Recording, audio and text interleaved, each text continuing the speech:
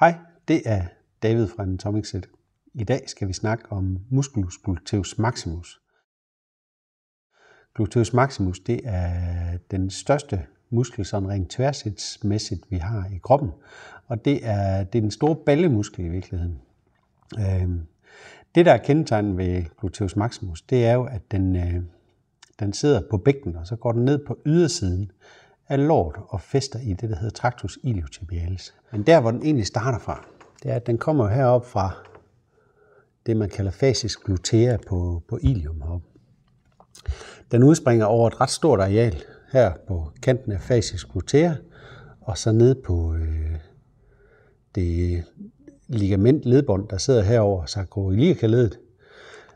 Så går den også ned og udspringer her fra kanten af sacrum, helt ned på halebenet, og faktisk også på det ligament, der løber her mellem sacrum og tuben, det sacrotuberale ligament. Udover det, så sidder der jo de store rygmuskler, de løber jo op her på begge sider af process spinosi på sacrum om. Og der sidder sådan en fascia, en hinde uden på musklen, der hedder fascia thoracolumbalis.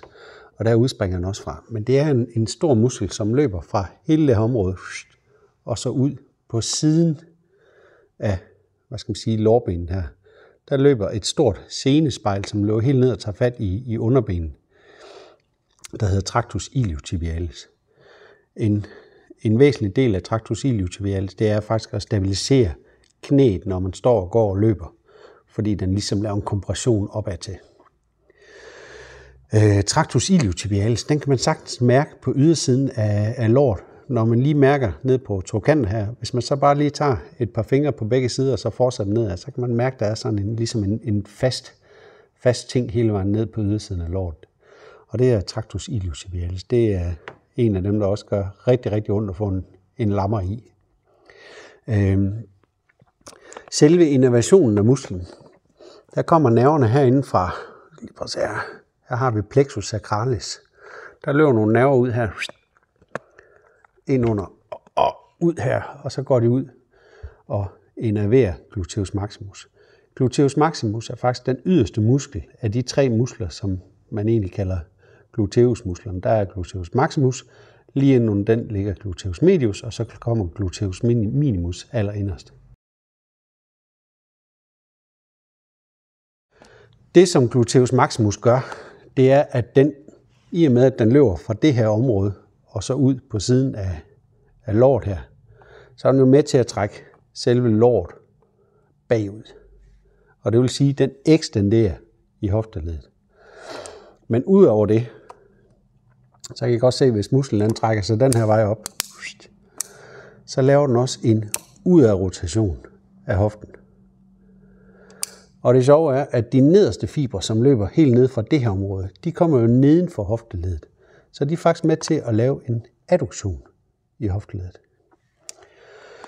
Den her muskel er rockerstærk, men når det er sådan, man egentlig bare, går lige så stille og roligt, så aktiverer man ikke så meget. Men hvis man nu går ned i en dyb squat, eller skal løbe stærkt, eller sådan noget af den stil, så er gluteus maximus faktisk med til at rette benet ud og stabilisere knæet hele vejen ned. Så det er en ret væsentlig muskel, som man også nemt kan komme til at overse, hvis ikke man får lavet de der rigtig, rigtig stærke ekstensioner. Og mange af dem, der sidder nede hele dagen, der svinder den altså ind til nærmest ingenting.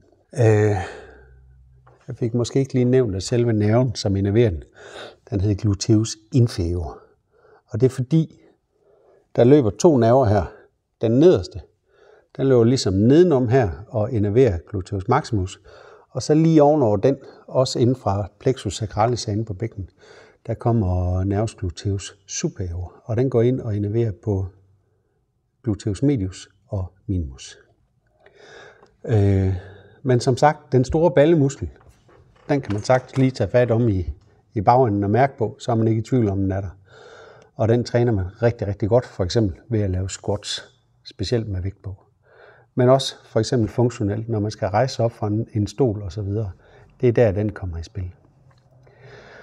Næste gang så går vi igennem gluteus medius, og så den gangen efter igen, så kommer vi ind til gluteus minimus. Så kig endelig med i månedens muskel. Tak skal I have.